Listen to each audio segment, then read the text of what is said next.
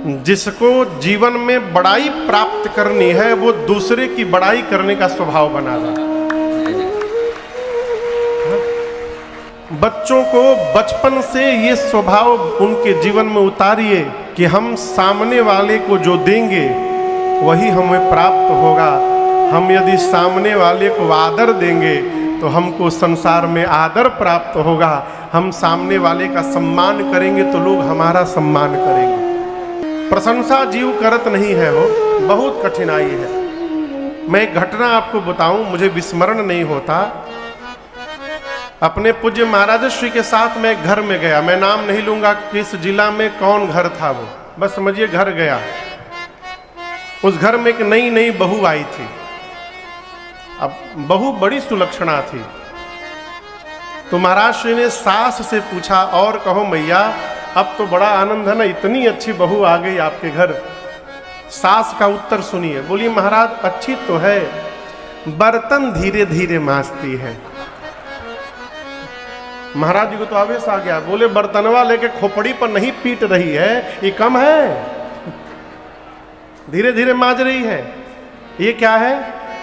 कमी देखने का स्वभाव बन गया तो जहां जाएंगे कमी दिखाई पड़ेगा, और यदि अच्छाई देखने का स्वभाव बन गया तो कमी वाले जीव में भी कोई अच्छाई दिखाई पड़ जाएगी और हम धन्य हो जाएंगे। इसलिए जहां जाइए प्रशंसा करिए। एक एक कथा मैं बार बार सुनाता हूं क्योंकि इस कथा ने मेरे पर बड़ा प्रभाव किया। कलकत्ता में एक अखबार निकलता है जिसका नाम है सन्मार्ग, हिंदी अखबार है, समाचार पत्र।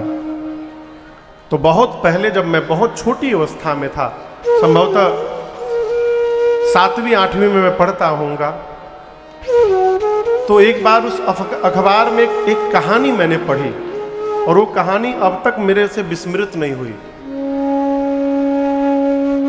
एक व्यक्ति कहीं भी जाता है तो लौट करके घर में आकर घर वालों से कहता है कि क्या अद्भुत भोजन कराया उन्होंने, ऐसा भोजन तो आज तक मैंने कभी पाया ही नहीं। ये मलपुआ खाया, रबड़ी खाया, पूड़ी कचौड़ी, ये खाया वो खाया।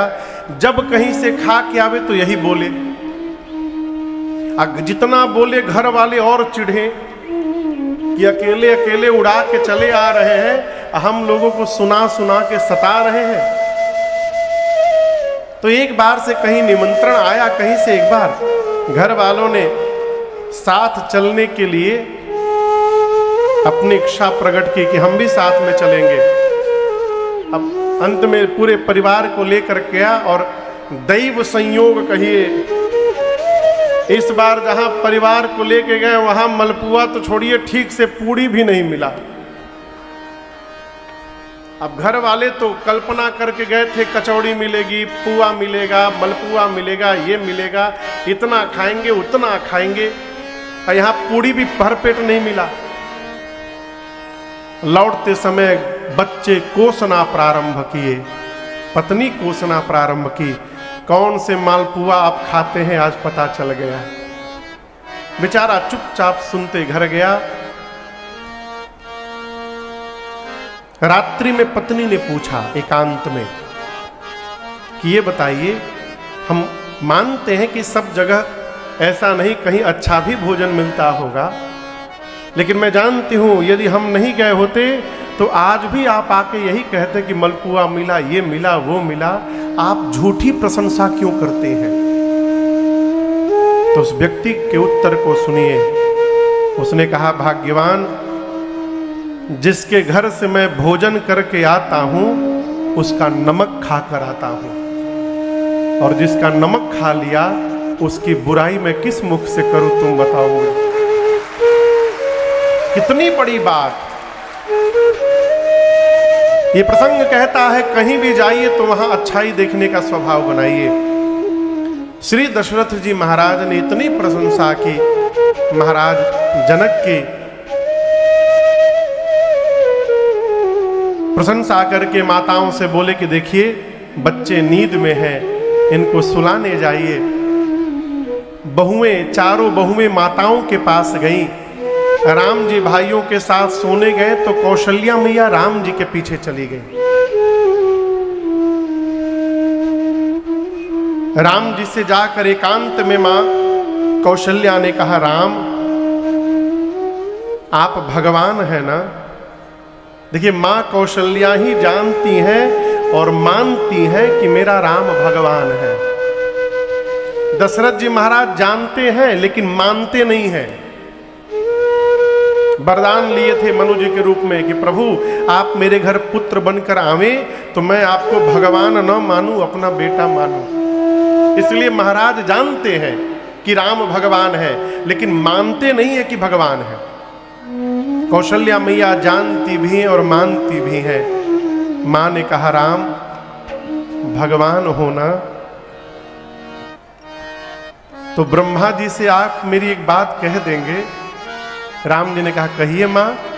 तो कौशल्या मैया ने कहा, राम आप ब्रह्मा जी से कहिएगा, जिस दिन विश्वामित्र जी आपको लेकर अयोध्या से गए उस दिन से लेकर आज तक जितने दिन बीते हैं, ब्रह्मा जी से कहिएगा कि ब्रह्मा जी उतने दिन हमारी आयु में न जोड़ेंगे। राम जी पूछे, क्यों मैया? कौशल्या मैया ने कहा, राम जो दिन आपको देखे बिना निकल गया उस दिन का कोई अर्थ नहीं होता, वो दिन व्यर्थ हो गया। प्रातः काल हुआ, शुभ मुहूर्त देखकर कलावा जो विवाह के समय बांधा जाता है उसको छुड़ाया गया। 1 सप्ताह विश्वामित्र जी अवध में रहे। कितने दिन? 1 सप्ताह। उसके बाद विश्वामित्र जी ने महाराज दशरथ से विदा मांगा कि महाराज मुझे विदा करिए। जैसे विश्वामित्र जी ने विदा मांगी, महाराज अपने पूरे परिवार के साथ उनके सामने खड़े हो गए और हाथ जोड़कर, आप उस दृश्य की कल्पना करिए, महाराज, रानियां, बहुएं, बच्चे सब हाथ जोड़कर खड़े हैं और दशरथ जी महाराज बोले, नाथ सकल संपदा तुम्हारी। हे नाथ, मेरे जीवन की सारी संपत्ति आपकी है। अब यहां एक समझिएगा, क्या विश्वामित्र जी के आने के पहले दशरथ जी गरीब थे? गरीब नहीं थे ना, चक्रवर्ती सम्राट थे। तो ये क्यों बोल रहे हैं कि मेरी सारी संपत्ति आपकी है? जीवन की असली संपत्ति ऐश्वर्य नहीं है, जीवन की असली संपत्ति है संतुष्टि। यदि आप संतुष्ट हो गए तो आप अभाव में भी नाच सकते हैं, और यदि आप संतुष्ट नहीं हैं तो पूरा घर भरा रहेगा, उसके बाद भी कपार पीटते हुए दिखाई पड़ेंगे, आप प्रसन्न नहीं रह सकते। महाराज कहते हैं कि आप आए और आपके आने के कारण मेरे घर में 4 बहुएं आ गई हैं। मैंने आपको 2 पुत्र दिए तो आप बदले में मुझे 4 बहुएं प्रदान कर दिए। अब इससे बड़ा ऐश्वर्य और सुख जीवन में क्या प्राप्त होगा? आज मेरे जीवन की जो प्रसन्नता है ये आपकी कृपा प्रसादी है। नाथ सकल संपदा तुम्हारी, मैं सेवक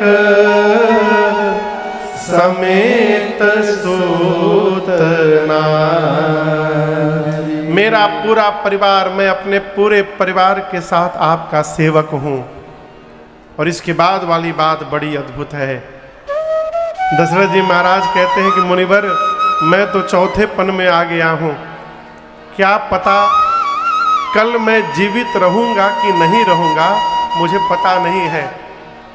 लेकिन मेरी आपसे एक प्रार्थना है, जब ये दशरथ इस संसार में नहीं रहे तो उसके बाद भी क्या करब सदा लड़िकन पर छोहू। मेरे मरने के बाद भी मेरे बच्चों पर कृपा दृष्टि बना के रखिएगा। और जब तक मैं जीवित हूं दर्शन देता रहब मुनि मोह। यदा कदा मुझे भी दर्शन देते रहिएगा। किसी भी संत के पास, किसी भी साधु के पास, किसी भी महात्मा के पास जाइए तो ये न पूछिए कि नया व्यापार शुरू किए हैं, चलेगा कि नहीं चलेगा, लड़कवा बोर्ड का एग्जाम दिया है, पास होगा कि नहीं होगा, ये न पूछिए। क्या पूछे? महाराज विपत्ति में भी भगवान पर से भरोसा कम न हो जाए, इसका उपाय बता दीजिए। जीवन की स्थिति परिस्थिति बदलती रहे परंतु हमारे मन की स्थिति न बदले, इसका उपाय बता दीजिए। जीवन के झंझावात में रहते हुए भी भगवान का स्मरण कैसे बना रहे, इसका उपाय बता दीजिए। ये पूछने योग्य प्रश्न है। लोग का पूछत है पेट में दर्द है, कपार बहुत पीरात है महाराज। अभी परसों एक लोग आके हमसे बोले महाराज बहुत हफनी होता है, कौन मंत्र जपे? हमें मंत्र न जपे, दवाई खाइए।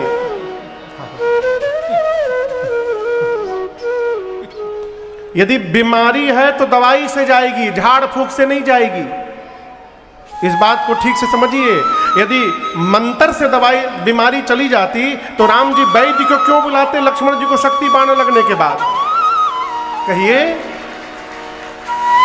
लक्ष्मण जी को शक्ति बाण लगा तो वैद्य क्यों बुलाए गए? रामे जी फूंक के ठीक कर देते।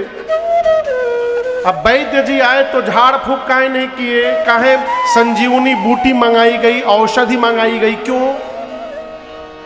बीमारी है तो दवाई से ठीक होगी। मंत्र क्या करेगा? बीमारी का प्रभाव हमारे मन पर नहीं पड़ने देगा, ये मंत्र का प्रभाव है। इसलिए किसी बहकावे में न जाइए। बहुत लोग मिलेंगे, मिल रहे होंगे समाज में, बीमारी हो गई, आवा हई झाड़ फूक कदम ठीक हो जाई और ही बिगड़ जाई, और बिगड़ जाएगा। जो डॉक्टर पैसा खर्चा करके पढ़े हैं वो व्यर्थ में थोड़ी पढ़े हैं?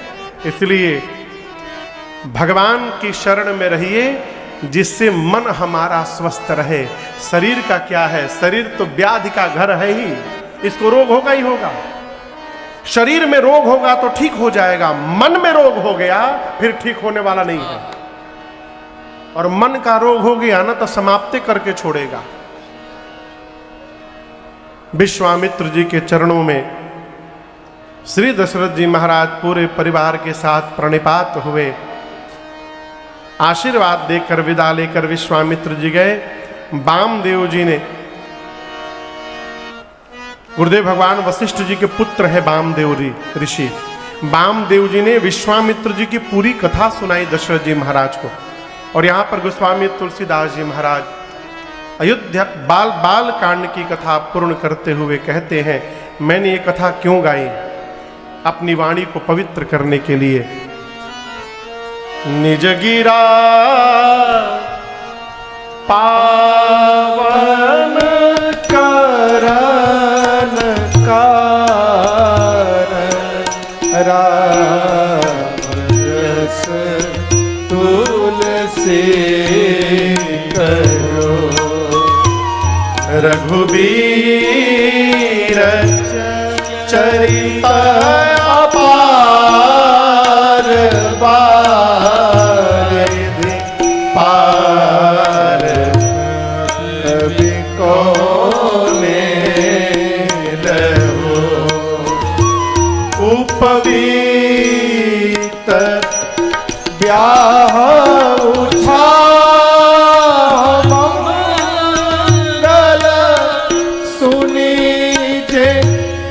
सादर गावही उपवीत ब्याह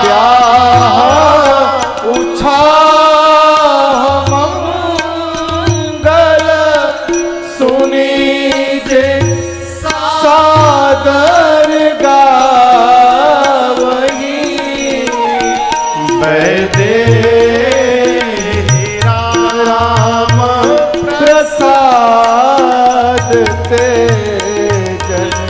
सर्वदा सुख पावहि।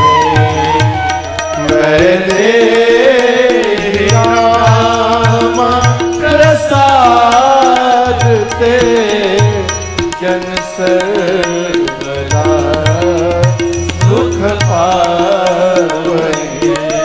हाँ सर्वदा सुख पावहि। सर्वदा सुख पावहि। गोस्वामी जी कहते हैं कि मैंने बालकांड की कथा क्यों गाई? क्यों गाई? अपनी वाणी को केवल पवित्र करने के लिए। निज गिरा, गिरा मने, गिरा मने, गिरा मने वाणी, जिह्वा। गोस्वामी जी कहते हैं अपनी वाणी को, जिह्वा को पवित्र करने के लिए मैंने राम जी की कथा गाई, नहीं तो राम जी का चरित्र अपार समुद्र के समान है। कौन ऐसा कवि जन्म ले लिया जो इस समुद्र को गा करके पार कर जाएगा?